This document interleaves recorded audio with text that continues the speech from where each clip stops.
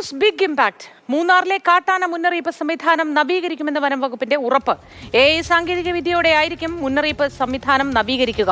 റോഡുകളിൽ തത്സമയം മുന്നറിയിപ്പ് നൽകുന്ന ഡിജിറ്റൽ ബോർഡുകളും സ്ഥാപിക്കും. ജയനിസ് രാജു വിവരങ്ങളുമായി ചേരുന്നു. Jayan, good morning. ഏതായാലും മാതൃഭൂമി ന്യൂസ് നിരന്തരമായി വാർത്ത നൽകിയതിനെ തുടർന്നുള്ള ഒരു ഇമ്പാക്റ്റാണ് ഉണ്ടായിരിക്കുന്നത്. വിശദാംശങ്ങൾ എന്താണ് ജയൻ? മോത്തി, നമുക്കറിയാം സംസ്ഥാനത്ത് വന്യജീവി സംഘർഷം മനുഷ്യനും വന്യജീവി സംഘർഷവും വലിയ രീതിയിൽ കൂടിയിട്ടുണ്ട്. ഈ ഘട്ടത്തിലും ശാസ്ത്രീയമായിട്ടുള്ള ആധുനികമായിട്ടുള്ള സംവിധാനങ്ങൾ ഏർപ്പെടുത്തുന്നതിൽ, പ്രതിരോധ സംവിധാനങ്ങളിൽ ഏർപ്പെടുത്തുന്നതിൽ വനം വകുപ്പ് കാര്യമായ ശ്രദ്ധ പുലർത്തിയിരുന്നില്ല.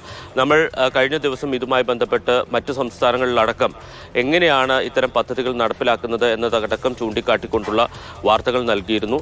അത്തരം മാർഗങ്ങളിലേക്ക് കൂടി കടക്കാനാണ് ഇപ്പോൾ വനം വകുപ്പ് തീരുമാനിച്ചിരിക്കുന്നത്. അതായത് നമുക്കറിയാം മൂന്നാറിൽ അടക്കം ആധുനിക സംവിധാനങ്ങളുടെ പോരായ്മയുണ്ട്. നേരത്തെ അവിടെ 2015 ഒരു സിഗ്നൽ സംവിധാനം ഏർപ്പെടുത്തിയിരുന്നു.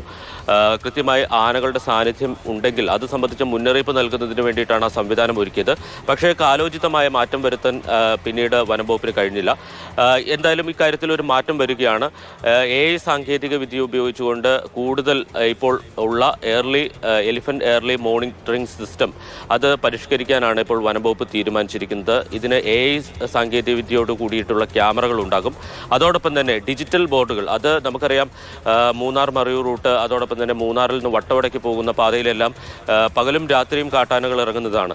ഇപ്പോൾ നിലവിൽ അവിടെ ഒരു മുന്നറിയിപ്പ് നൽകുന്നതിനുള്ള സംവിധാനം ഇല്ല. പക്ഷേ ഇതിന് പകരമായി അത്തരം മേഖലകളിൽ റിയൽ ടൈം, അതായത് ആനയുടെ സാന്നിധ്യം എപ്പോഴാണോ ഉള്ളത് കൃത്യമായി അത് അടയാളപ്പെടുത്തുന്ന മുന്നറിയിപ്പ് ബോർഡുകൾ, ഡിജിറ്റൽ ബോർഡുകൾ സ്ഥാപിക്കും എന്നതടക്കമുള്ള കാര്യങ്ങളാണ് ഇപ്പോൾ വനം വകുപ്പ് തീരുമാനിച്ചിരിക്കുന്നത്. കഴിഞ്ഞ ദിവസം ഹൈറേഞ്ച് സർക്കിളിന്റെ CCF RS അരുൺ തന്നെയാണ് ഇക്കാര്യം വ്യക്തമാക്കിയിരിക്കുന്നത്. അതോടൊപ്പം തന്നെ RRT സംവിധാനം കൂടുതൽ ഞാൻ ജയിലിലേക്ക് വരാം.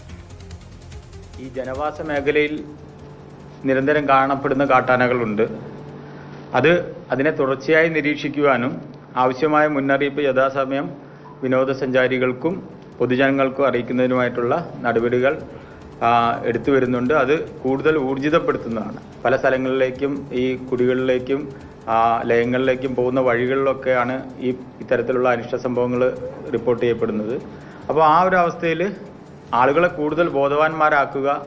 അപ്പോൾ ഈ തരത്തിലുള്ള മേഖലയിലൂടെ സഞ്ചരിക്കുമ്പം അപ്പോൾ ആ തരത്തിൽ ലഹരി പദാർത്ഥങ്ങൾ ഉപയോഗിക്കുന്നത് ഒഴിവാക്കുക. ഇങ്ങനെയുള്ള കാര്യങ്ങളെല്ലാം നമ്മൾ അവബോധം സൃഷ്ടിക്കാൻ വേണ്ടിയിട്ട് അതിനുള്ള ശ്രമങ്ങൾ നടത്തുക.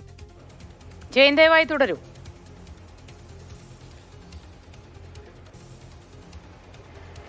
ജയൻ, തുടരൂ. തീർച്ചയായിട്ടും.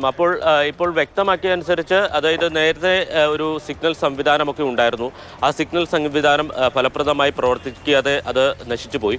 അതോടൊപ്പം തന്നെ നിലവിൽ ഒരു SMS സംവിധാനം ഉപയോഗിച്ചുകൊണ്ടാണ് പ്രദേശത്തുള്ള ആളുകൾ, അതായത് ഷെഡ്യൂൾ ചെയ്ത നമ്പറുകളിലേക്കാണ് ഇപ്പോൾ ആനയുടെ ലൊക്കേഷൻ സംബന്ധിച്ചും മെസ്സേജുകൾ പോകുന്നത്. പക്ഷേ അത് പൂർണ്ണാർത്ഥത്തിൽ വിജയമല്ല. കാരണം പുറത്തുനിന്ന് വിനോദസഞ്ചാരികളൊക്കെ വരുമ്പോൾ അവർക്ക് ഈ വഴിയിൽ കാട്ടാനകൾ ഉണ്ടെങ്കിൽ അത് മുന്നറിയിപ്പ് നൽകാനുള്ള ഒരു സംവിധാനം നിലവിലില്ല.